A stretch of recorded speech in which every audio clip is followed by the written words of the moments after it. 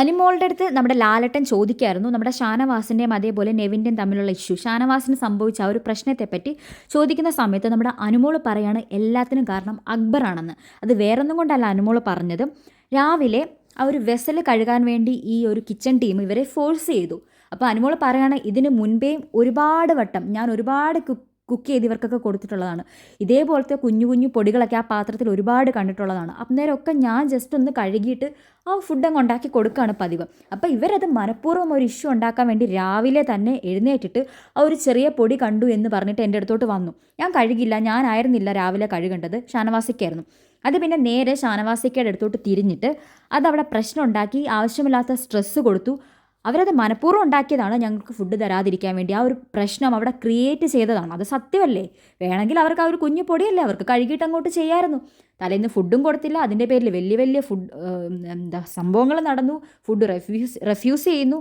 എല്ലാം നടന്നിട്ടും പിന്നെ രാവിലെ പ്രശ്നങ്ങൾ പൊക്കിക്കൊണ്ട് വരിക. ക്യാപ്റ്റന്മാരല്ലേ, ഇങ്ങനെയാണോ ചെയ്യേണ്ടത്? അപ്പം അനുമോൾ അത് പറയുമ്പം നമ്മുടെ അക്ബർ തിരുത്തി പറയുന്നുണ്ട്, അങ്ങനെയല്ല സംഭവിച്ചത് ലാലേട്ടാ, ഇതൊരു വലിയ ഷോ ആണ്, ഷോയുടെ ഇടയ്ക്ക് ഇങ്ങനെയൊന്നും പറയാൻ പാടില്ല, ആളുകൾ കാണുന്നുണ്ട്. അതെ, ആളുകൾ കാണുന്നുണ്ട് അക്ബർ. എന്തായാലും അനുമോൾ അത് നല്ല രീതിക്ക് പറഞ്ഞ് ലാലേട്ടനെ മനസ്സിലാക്കി കൊടുക്കുന്നുണ്ട്. സാധാരണ അനുമോളുടെ അടുത്ത് ലാലേട്ടൻ സംസാരിക്കുന്ന സമയത്ത് വിക്കി ഒന്നും പറയാൻ പറ്റാത്ത രീതിയിലാണ്. പക്ഷേ ഇത് വ്യക്തമായിട്ട് തന്നെ പറഞ്ഞു കൊടുക്കുന്നുണ്ട്. നെവിൻ അവിടെ തലയും താഴ്ത്തി നിൽക്കുകയാണ്. സമ്മതിച്ചു, അവർ മനഃപൂർവ്വം നെവിൻ ഇടിച്ചതല്ല. പക്ഷേ നെവിൻ ഒരു പ്രാന്തനെ പോലെ അവിടെ അഴിഞ്ഞാടിയതിൻ്റെ ബലമായിട്ടാണ് പുള്ളി ഹോസ്പിറ്റലൈസ്ഡ് ആയത്. മര്യാദയ്ക്ക് അവർക്ക് ഡീൽ ചെയ്യേണ്ട, അവർ ക്യാപ്റ്റന്മാരല്ലേ, ഡീൽ ചെയ്യേണ്ട കാര്യങ്ങൾ പോലും ഭയങ്കരമായിട്ട് വലിയ വലിയ ഇഷ്യൂ ആക്കിയിട്ട് മനഃപൂർവ്വം ചെയ്യുന്ന രീതിയിൽ തുടങ്ങി വെച്ച പ്രശ്നങ്ങളാണ് അതിന് കാരണമായത്.